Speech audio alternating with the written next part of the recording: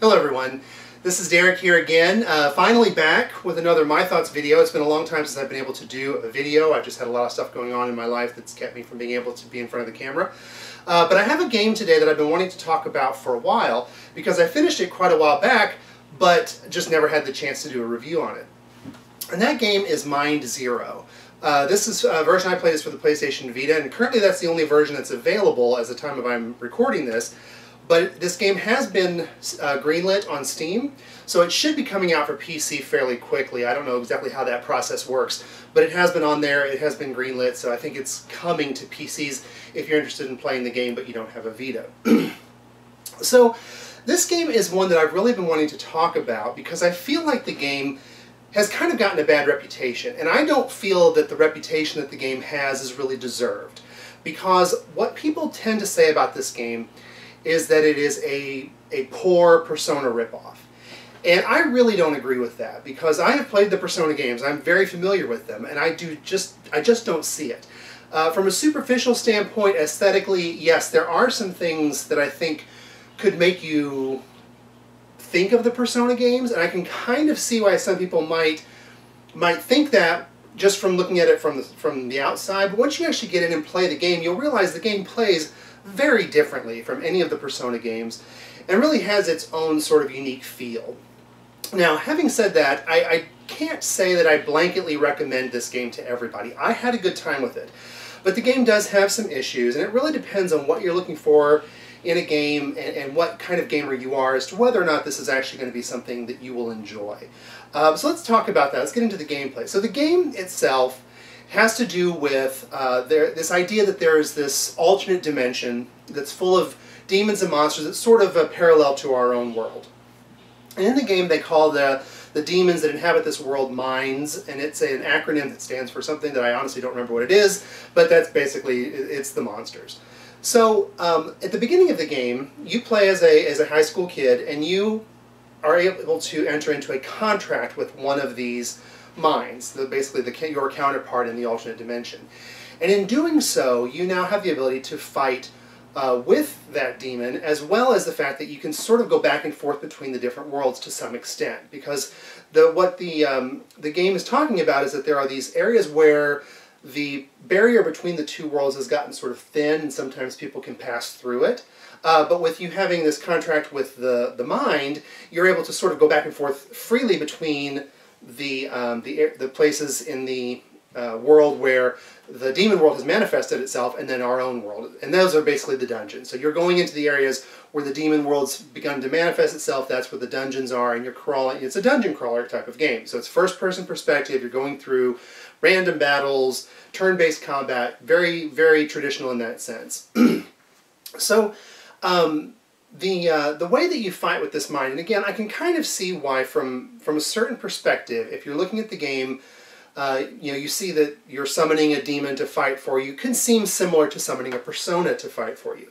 But in the Persona games, the demons, or the personas, I guess, pretty much function as a way to dictate what your strengths and weaknesses are, as well as then providing your magic spells. In Mind Zero, it's a little different. There's a little bit more complexity to what they actually do. Because in the game, when you start a fight, you start off just as yourself, as a human. You can attack, you can run, you can use items, or you can defend. Those are the things that you can do as a human. You have the option at any time on your turn to summon your mind, the counterpart.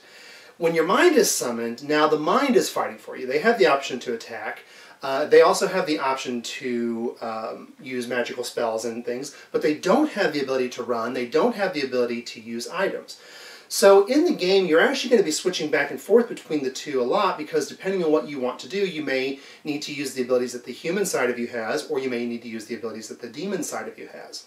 In addition to that, there are certain monsters that are strong to one and weak to the other, and vice versa. So sometimes, most of the time, your demon will actually attack a lot more strongly than you will, but occasionally you'll come up against monsters, well, I say occasionally, it's actually fairly often, where they are actually strong against attacks from the demons, so you need to switch to the human form in order to be able to do any kind of damage to them.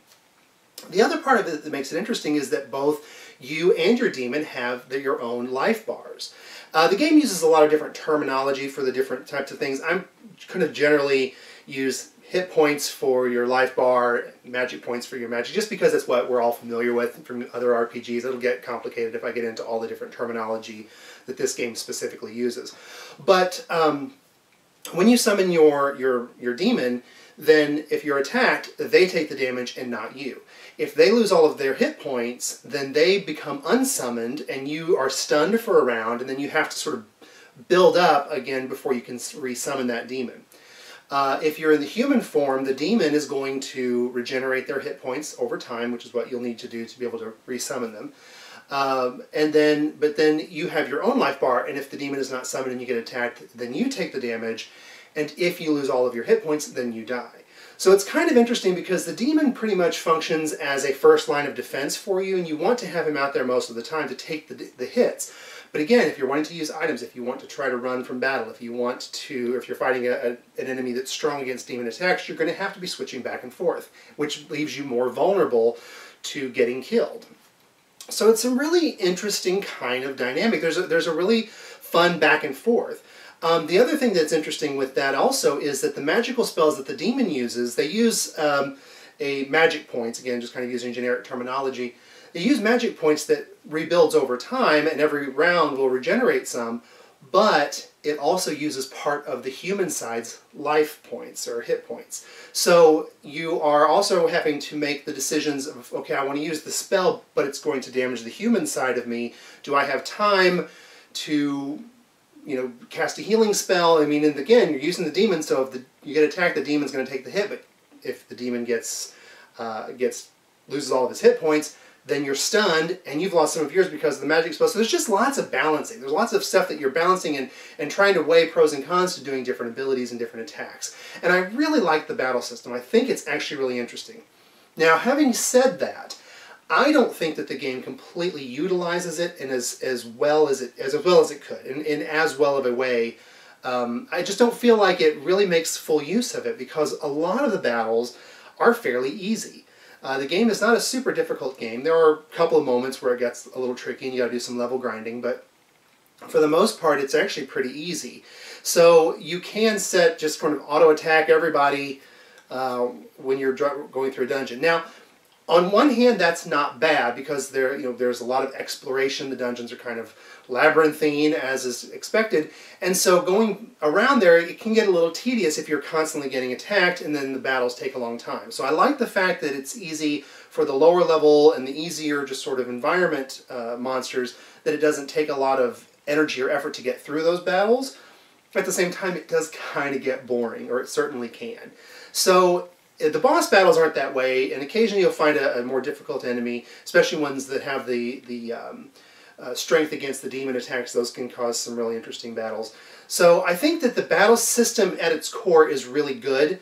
I just hope that if they continue to make these games, that they will kind of develop that a little bit further to make it a little bit more interesting turn by turn, instead of really it just being something that you have that in the boss fights, because that's really where you start feeling that and go the back and forth and switching in and out, but you don't see it as much in the regular mobs. So the other sort of aspect of the game I think that's a little bit lacking has to do with some of the dungeon exploration. The dungeons are, like I said, they're labyrinthine, and there's lots of different ways to get around, but there really isn't all that much in there to see.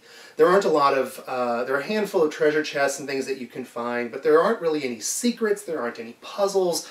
There's nothing really that keeps it fresh and exciting, or it's nothing that makes you just long to see what's around that next corner to find something new. Because once you're in a dungeon, even though a lot of the different dungeons have some really interesting designs, once you're in there, they're pretty much all the same all the way through. So you're not seeing a lot of different things.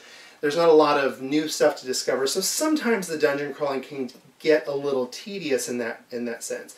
Now, I played this not long after I finished Persona Q, and in some respects it was nice because Persona Q was so intense with the puzzles and the difficulty in just traversing through the dungeon that it was in some ways a nice little respite from all of that. However, at the same time, it also really brought into stark clarity how much of a difference there is in the quality of dungeon design between the Persona Q game and this.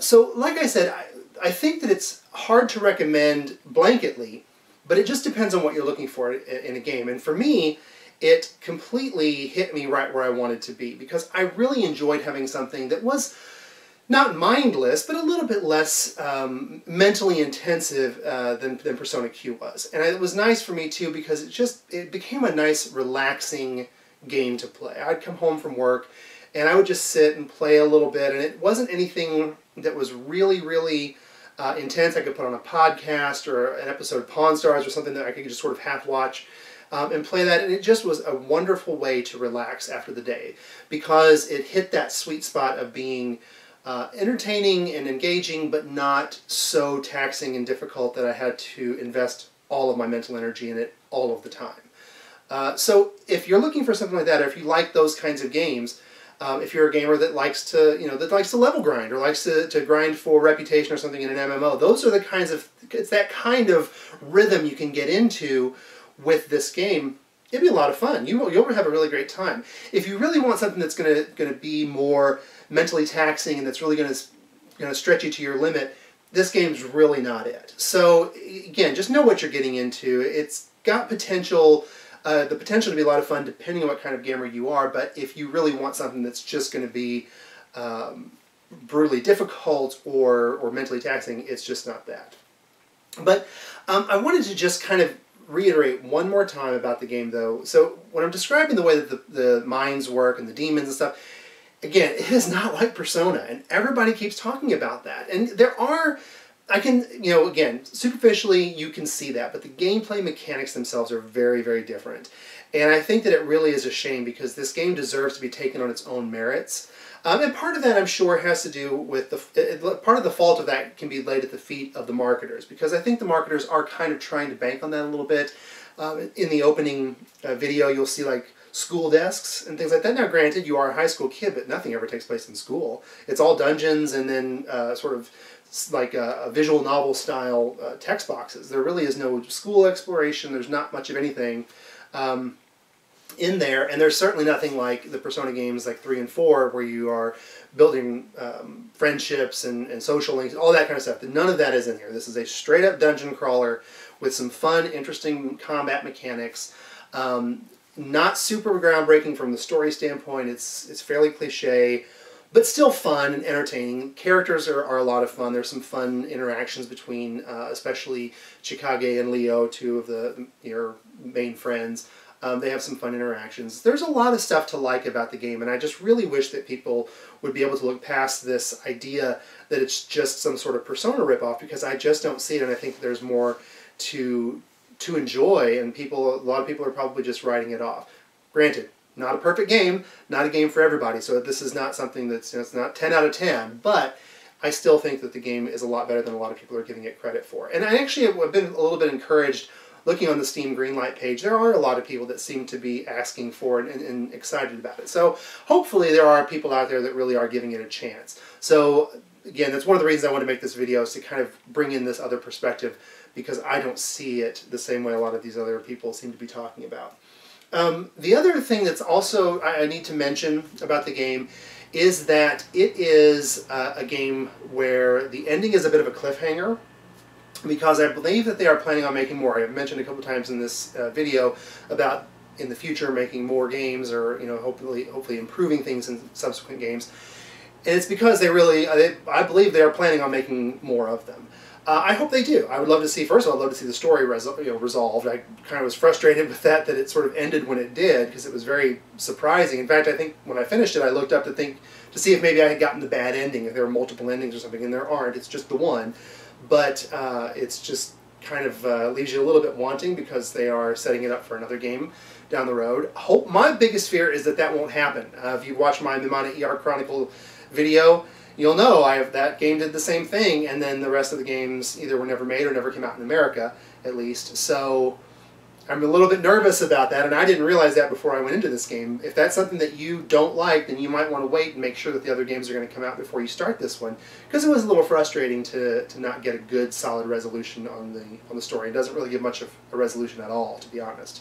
It really, really sets it up just for another game. So it's still, though, it's not a short game or anything like that. It's probably 30, 35 hours maybe, so it's a decent length. It's not like they just, like Mimana ER Chronicle really felt like it was truncated in a bit because it was so short, and then with the anticipation of making more games. This one feels like a fairly good, solid, lengthy experience. It's just that the storyline does not get resolved. So hopefully they'll be making more of them, and then they will come out here in America. If it doesn't come out to the Vita for some reason, at least maybe with Steam, I think it's probably a little bit easier to release something on Steam. Maybe they can put it on there at least so we can see how it ends. So, but thanks so much for watching. I'm really sorry it's taken me so long to get back to making videos. It's just not really something that could be helped. But I'm back. It still may be a little spotty going forward because I still have a lot of things coming up that are going to keep me really busy. But there are some videos that I think I've got one video that is done that I can probably post in a couple of weeks. So I'll have something kind of coming through, but it may be a little while before we get something with any kind of regularity. So, but thanks as always for watching. I appreciate all the views, comments, subscribers, everything. It really means a lot to me. Thanks a lot.